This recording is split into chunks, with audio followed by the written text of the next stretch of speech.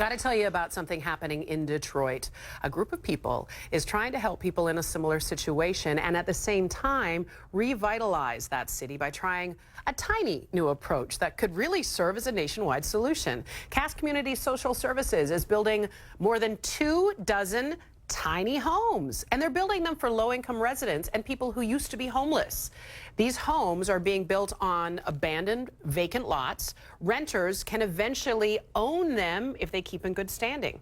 Joining me now is a lady I want to hug, Reverend Faith Fowler from Cass Community Social Services. When we talk about social services, this is what we mean, serving society. How'd you get this idea, Reverend? Well, I started reading about tiny homes myself and then began putting together a plan so that people could actually become homeowners, which would allow them to have an asset or wealth. Even if they have a small income, they often have trouble, and it pushes them further into poverty. With that asset, they can have collateral or something to sell or something to leave their children. And so we took about 9 months to develop the plan.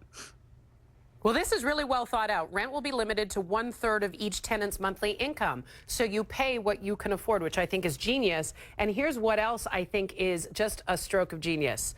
You're also providing mandatory instruction on financial literacy. That's such an important part of this.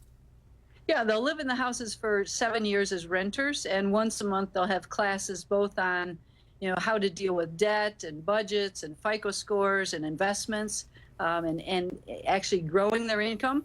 And beyond that, they'll cover some home ownership classes like how to handle gutter cleaning and furnace filter changing and toilets when the chain breaks and that sort of thing. So they're ready really to take over the ownership of the home.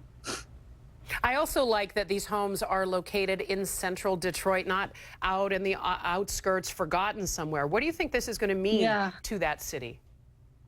Well, it's good for everybody. I mean, it's good for the environment. Obviously, tiny homes have a small carbon footprint.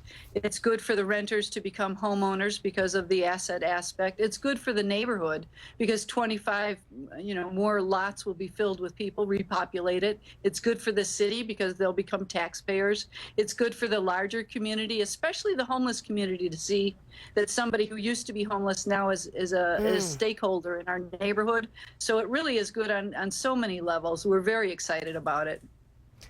And done with dignity. Here's the other thing too, right? I mean, you're giving a hand up, not a handout, but you're allowing people to have their own space, which that is such a powerful thing.